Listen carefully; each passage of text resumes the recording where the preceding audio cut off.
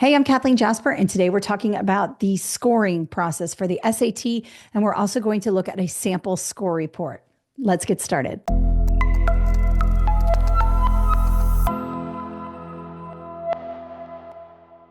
right, so the SAT scoring situation can be confusing to people, especially if you are new to the test. So, a couple things I want you to understand right off the bat. When you receive your score from SAT, from College Board, it is a scale score. And what that means is they take your raw score, and a raw score is how many you got correct out of the total. Okay. So you will get a raw score for the reading and writing, and you get a raw score for the math. But then what College Board does is they convert it into a scale score. They take that number and put it into anywhere from 200 to 800 in each section. You have a possible of 200 to 800 scale score points in the reading and writing, and 200 to 800 scale score points in the math. So they basically take a number like 35 and turn it into a number somewhere between 2 and 800.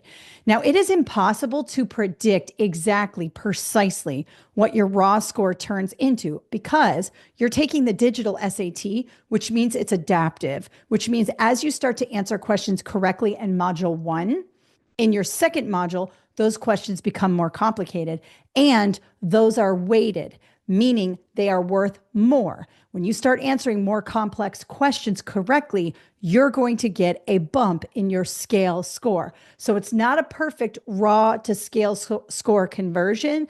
And of course, SAT has their own scoring practices that are pretty secret. And so we can't completely predict your perfect scale score from the raw score. So I just want to make that clear.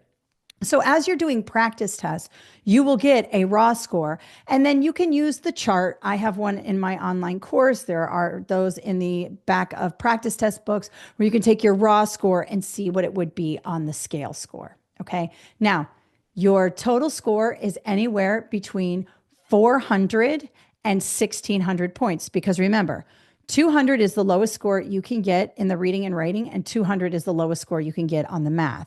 So if you got the lowest score, 200 on the reading and writing and 200 on the math, then you would be at a 400. That is probably not going to happen. I'm just giving you an example.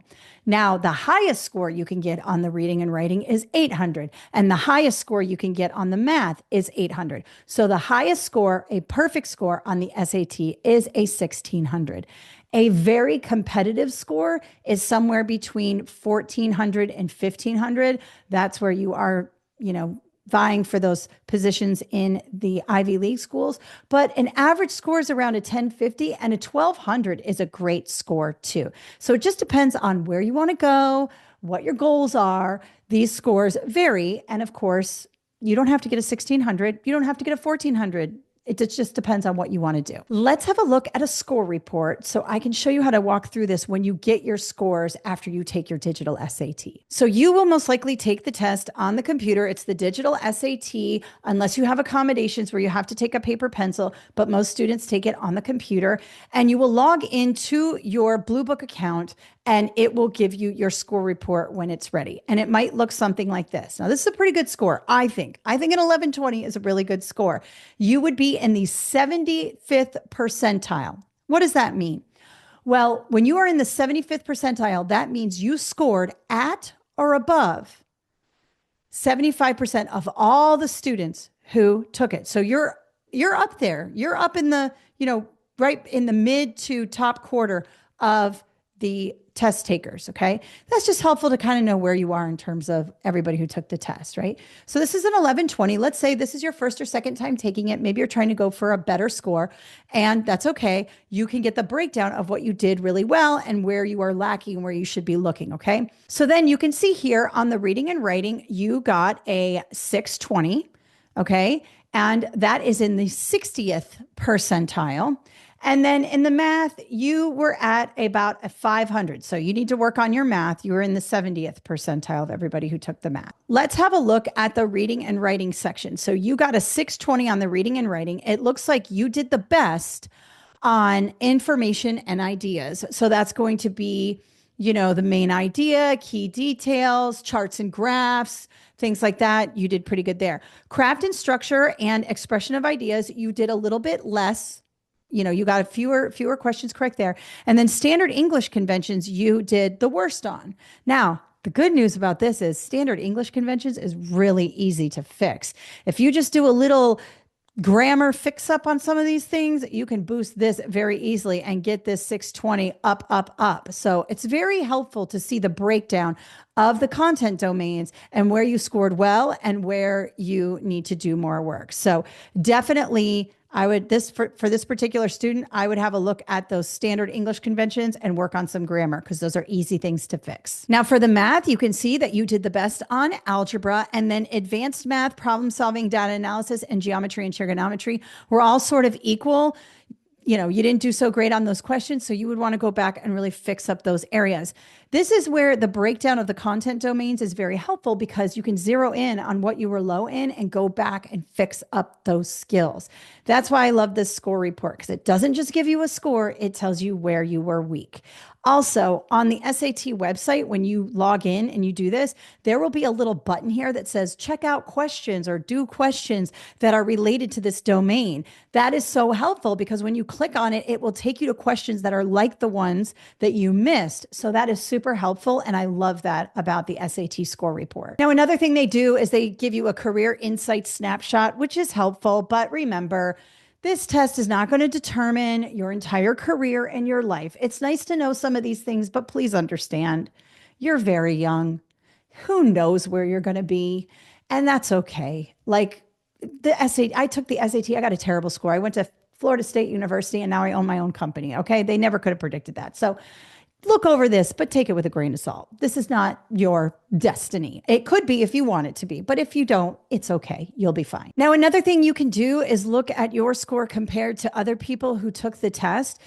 That's okay. I mean, comparison isn't the best thing in the world, but some people like to look at it. So you can see your score is at 1120, but the average school score was a 1000. So you are above the average.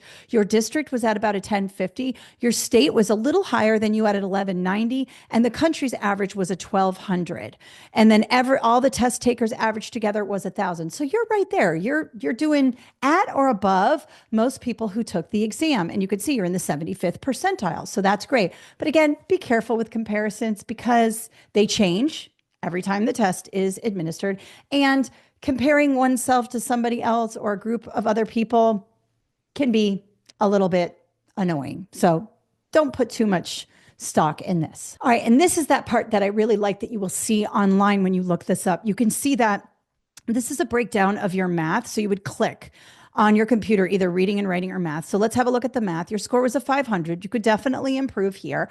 And notice that it's got algebra and it says view skills and example questions in this score band. You click that and it'll take you to practice test questions. So when you log into your account, definitely take advantage of this because it'll show you the types of questions that this domain is. And that way you can look for those questions. You can even throw that into Chat GPT and say, hey, can you give me some practice test questions along this line? And that will really help you. And you can also do the practice test questions on the SAT website. All right, so that's the breakdown of the score report. The document that I did project is written by College Board. So you can download that on their website. You can just Google or Understanding Your Scores SAT, and you will see that it will pop up. I'll also put that link in the description below so you can grab that and have a look at it. Remember, you start off, your score may not be great, but you can keep taking this test to achieve the score you want.